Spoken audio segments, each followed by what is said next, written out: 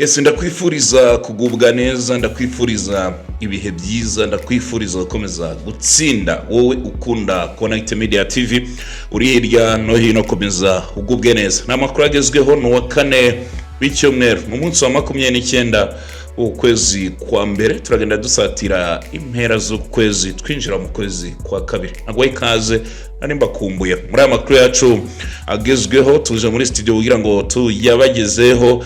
Nakubwira ko Uwera Jean Maurice amaze gushimira nyakubahwa perezida wa Repubulika y'u Rwanda nyuma yaho yamugize umuvugizi wungirije wa guverinoma asimbuye nyakwigendera Alain Mukurarinda. Ndabigarukaho akubwira ko mu gace ka Pwezero hari kumvikana imbunda ziremere uhereye ku munsi w'ejo. Hari imirwano ikomeye nyuma yaho twirwaneho yigaruriye kariya gace. Muri amasaha aravuga imbunda kuri uyu wa kane, ni mu gihe Colonel Wiringoma uyu rero yongeye kugaragara hano muri Goma nyuma yaho hari ibihuha byavugaga ko yasize ubuzima muri Kivu y'Epfo.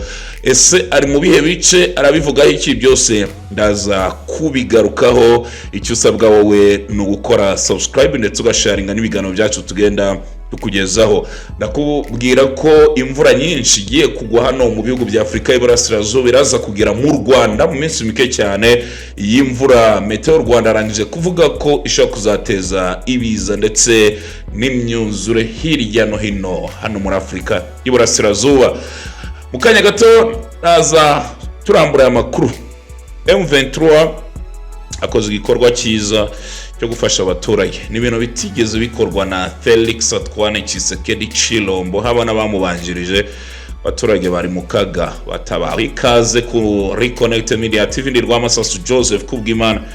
Ndagaruka mu kanya.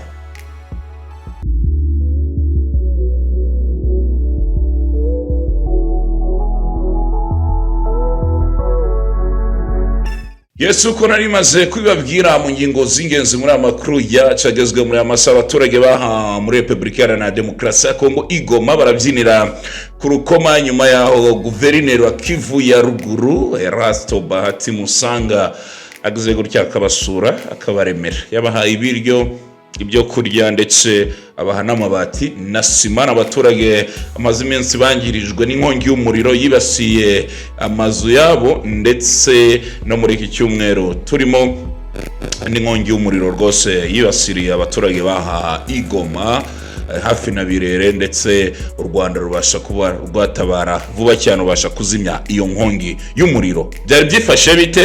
Reka twumve akanyamuneza abaturage bari bafite.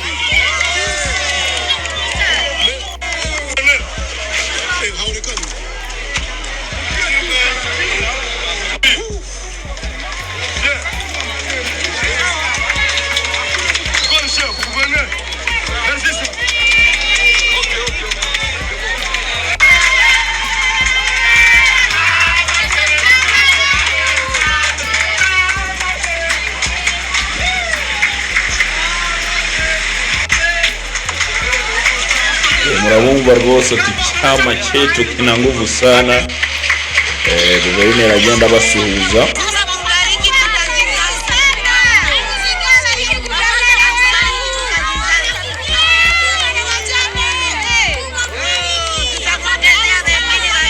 Imana ibahe umugisha, murakoze kudutabara muri ibihe bikomeye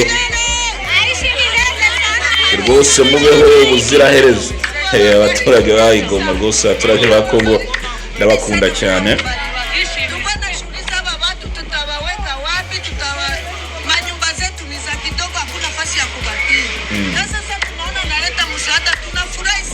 Rwose muduhaye sima, muduhaye ibyo kurya. Dufite ikibazo ahantu tuzashyira abana bacu, ariko inzu zacu tugiye kuzivugurura. Iminsi 10 ya sima irenga rwose, ni ifoka myinshi cyane.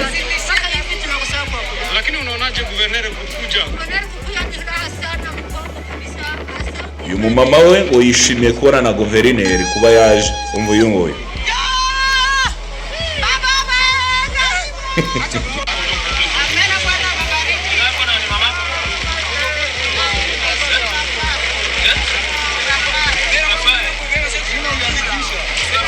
Yuwe ahawe nibagira ngo ni 25 ibyo kurya amabati 10 arenga ndetse n'imifuka 10 ya sima. Ubona ko wari umumama mukuru. So ibiro byose AFC/M23 irabikorera abaturage. Mwe dukunze kubwira ko M23 niteze kuva mu bice yigaruriye n'ibitwa duheraho, kuko abaturage bamaze kubiyumvamo. Mwabonye byabaye hara muri Uvira, nubwo AFC/M23 amakuru mfite ngiye gusubirayo gutabara abaturage n'ingoga mu minsi iri imbere. Rwose amakuru ndayafite ariko tuzahagarukaho. Ubwo rero hano abaturage bagaragaje akanyamuneza, ibi nibyo bishimisha mwenyewe Sultani Makenga, nibyo bishimisha Colonel Nanga, umuyobozi wa AFC/M23 Bertrand Bisimwa, ndetse n'aba ba guverineri n'abandi bayobozi bafatanyije muri iki cyama cya AFC/M23 ndetse na Twirwaneho gukura abaturage mu kaga. Rwose nako bisa n'abaturage bari bamaze bisi bavuga ko naho gukinga umusaya bitewe n'ibibazo bagiye bahura nabyo, inzu zabo zarahiye, naho gushyira abana amashuri benshi barayahagaritse, ariko bahawe ibyo kurya bihagije, bahabwa sima, bahabwa ndetse n'amabati yo gusakara inzu zabo. Ni hani Goma, ni gitangaza ikomeye cyane kubona abitwa inyeshyamba abamahanga rwose atari yemera neza ko baharanira uburenganzira bwabo, bakora ibikorwa nk'ibi by'urukundo kugira ngo bajye gusahura abaturage, bajye kwangiza iby'abaturage, ahubwo bagatangira guhita bakora ibikorwa byiza. Ntako bisa tujye tuvuga ibi bintu rwose mu byumve. Nihuta cyane nakubwira ko ikigo kiteganyagiye mu karere k'Iburasirazuba bwa Afurika cyatangaje ko imvura izagwa, none imvura izagwa rwose mu Itumba. Ngizabiri hejuru cyane. One hagati ya Werurwe, hagati y'ukwa 3 ndetse na Gicurasi n'ukwa 5. Muni imvura nyinshi zabiri hagati ya milimetero 250 na milimetero 550. Imvura nibwo nayumva kuva navuka. Metero 550. Imvura izagwa mu bihugu biri mu Rwanda, Uganda cyangwa se Uganda, Burundi na Tanzania. Imvura ni nyinshi cyane, milimetero 250 cyangwa se 550. Imvura ni nyinshi cyane. Ibi rero bikaba byatangajwe ku munsi w'ejo ubwo baburiraga ibihugu birimo n'u Rwanda, ariko Meteo Rwanda ngo nakira bivugaho kuri imvura yatangajwe ishobora kuzibasira ibihugu nari bimaze kugarukaho birimo n'u Rwanda. Ubwo rero mutangire mwitegure, hagati y'ukwezi kwa 3 n'ukwezi kwa 5 ashaka kuzagwa imvura idasanzwe, imvura ngo ishaka kuzangiza ibintu byinshi zayivanze n'umuyaga, ndetse kabishobora no kuzateza imyuzure. Ubwo namwe rero mwaba mwitegura. Namakuru yagezwe kuri Connect Media TV kuri uyu munsi wa none, twihuta cyane kugira ngo rwose umenye uko byifashe hirya no hino kuri iyi si y'abazima. Ibiganiro by'amahoro by'Idoha bihuriza hamwe abahagarariye ubutegetsi bwa Repubulika Iharanira Demokarasi ya Kongo n'ihuriro rya AFC/M23 bishobora gusukurwa mu mpera z'iki cyumweru turimo. Ibi biganiro byari byarahagaze uhere mu ntangiriro z'Ukuboza 2025 ubwo AFC/M23 yafataga umujyi wa Uvira nyuma y'imirwano yamaze icyumweru ibera mu kibaya cya Ruzizi mu ntara Kivu y'Amajyepfo. Leta ya Qatar iyoboye ibi biganiro yatumiye impande zombi kugira ngo zitabire inama yari gusuzumirwamo iyubahirizwa ry'amasezerano y'agahenge. AFC/M23 ikaba yarohereje intumwa, ariko leta ya Kongo ntiyazohereza. Nyuma yaho AFC/M23 ikuye abarwanyi bayo bose mu mujyi wa Uvira tariki 17 Mutarama 2026. Leta ya Qatar iri kugerageza kongera guhuriza hamwe impande zombi muri ibiganiro by'amahoro. Jeune Afrique dukesha inkuru n'igitangazamakuru gikomeye cyandika inkuru zo mu Gifaransa cyatangaje ko abahagarariye AFC/M23 barafata rutemikirere bitarenze kuri uyu wa 4 cyangwa wa 5, ndetse n'abayobozi ba Repubulika Iharanira Demokarasi ya Kongo bakerekeza hariya Idoha muri Qatar. Muziko Felix Antoine Tshisekedi wa Chilombo yafashe rutemikirere yerekeza Murangura kwa Jao kugira ngo abashe kuba yamuganyira mu by'ibibazo bihari ndetse abashe no kumutabara.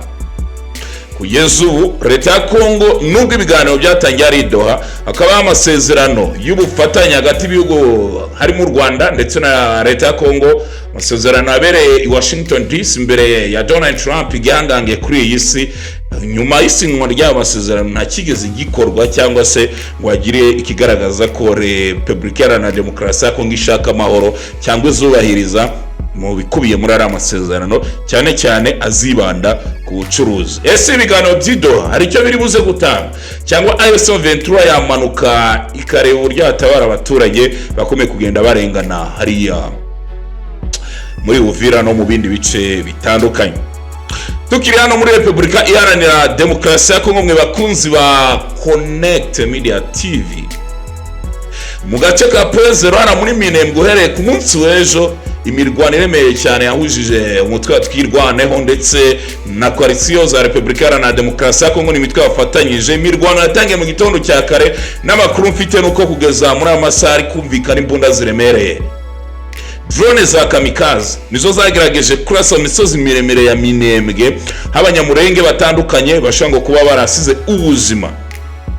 Kugeza muri kitondo cyo kuri uyu wa kane ntaramenyekana niba iyi mirwano yongeye kubura muri kara gace ka Pezero kapiremo umunyamakuru wa inshuti yacu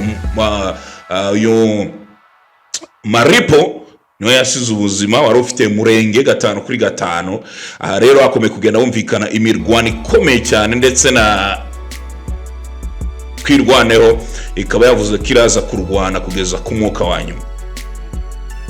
Tukiri hano muri Repubulika Iharanira Demokarasi ya Kongo, mu yandi makuru agezweho, Lieutenant Colonel Wiringoma yongeye kugaragara mu ruhame hano Igoma nyuma y'aho hari amakuru y'ibihuha yavugaga ko yabarasize ubuzima mu mirwano ikomeye cyane ikomeye kugenda ibera hariya muri Kivu y'Epfo. Wiringoma ari kumwe n'umuvandimwe nawe usanzwe ubarizwa muri AFC Ventura nk'uko mubibona mu mashusho, ndetse dutangira n'ikiganiro mwabanje kubona iyo video. Uyu munyamakuru cyangwa se umuvandimwe agaragaza ko rwose habayeho kwitiranya cyangwa se amakuru y'ibihuha yavuye ariya Kinshasa, rwose yari amakuru adasobanutse kandi yari amakuru rwose atariyo, aho Wiringoma amaze igihe bagenda bamubika, murabizi bamuramubitse mu minsi ishize ngo yapfuye, ariko yongeye kugaragara hano Igoma ari muzima kubutsa muri Kivu y'Epfo. Inama y'abaminisitiri yateranye ku munsi w'ejo ari kuwa gatatu tariki 28 Mutarama 2026 yagize Jean Maurice, umuvugizi wa guverinoma yungirije yasimbuye Alain Mukurarinda witabye Imana muri Mata muri 2025 azize uburwayi bwo guhagarara ku mutima. Muri Gashyantare 2025 nibwo Uwera Jean Maurice amenyekanye nk'umunyamakuru w'urwego rw'igihugu rw'itangazamakuru RBA, by'umwihariko mu biganiro nka Waramutse Rwanda n'amakuru ya televiziyo y'u Rwanda. Byavuzwe ko yahawe akazi ko kuyobora SKFM. Uwera Jean Maurice amaze imyaka 14 mu itangazamakuru, afite inararibonye mu bijyanye no gutangaza amakuru no mu bijyanye n'itumanaho, akabifatanya no kuba inzobere mu bijyanye n'itangazamakuru ryo mu Rwanda. Mbere yo kugirwa umuyobozi wa Radio SKFM, Uwera Jean Maurice yakoze imirimo itandukanye muri RBA kuva muri 2016, arimo gutangaza amakuru kuri televiziyo, umuyobozi kuri Magic FM n'izindi nshingano. Uwera Jean Maurice yatangiye umwuga w'itangazamakuru muri 2011 ahera kuri Flash FM and TV, nabwo yari umuyobozi ushinzwe ikorwa ry'ibiganiro n'amakuru production manager. Uyu mugabo afite impamyabumenyi y'icyiciro cya kabiri cya kaminuza mu itangazamakuru n'itumanaho yakuye Kabgayi muri kaminuza ya Kabgayi. Kimara kugirwa umuyobozi wungirije, umuvugizi muri guverinoma y'u Rwanda yashimye nyakubahwa perezida wa Repubulika y'u Rwanda, avuga ko rwose kuba yamugira icyizere agiye gutanga imbaraga ze, ndetse agiye gukomeza gutsinda afasha abanyarwanda mu nshingano yahawe. Uyu akaba ari umugabo w'inararibonye. Andi makuru twakubwira ko ni umuvandimwe neza ku babyeyi bombi, avukana na Tuyishime Joshua wamenyekanye muziki hano mu Rwanda nka Jay Polly, yari umuraperi mwiza cyane witabye Imana mu minsi ishize. Twamwifuriza iruko ridashira Jay Polly ndetse n'umuvandimwe we Uwera Jean Maurice. Yaba Jay Polly yaragihari aba nawe abimwifurize cyaka mukorera n'indirimbo, dore ko ari we winjije na Jay Polly mu muziki Uwera Jean Maurice. Andi makuru turaza kuyagaruka mu masaha ari imbere. Mukomeye mukunde Connect Media TV, naho nge narirwa amasoso Joe kubw'Imana. Imana ibarinde.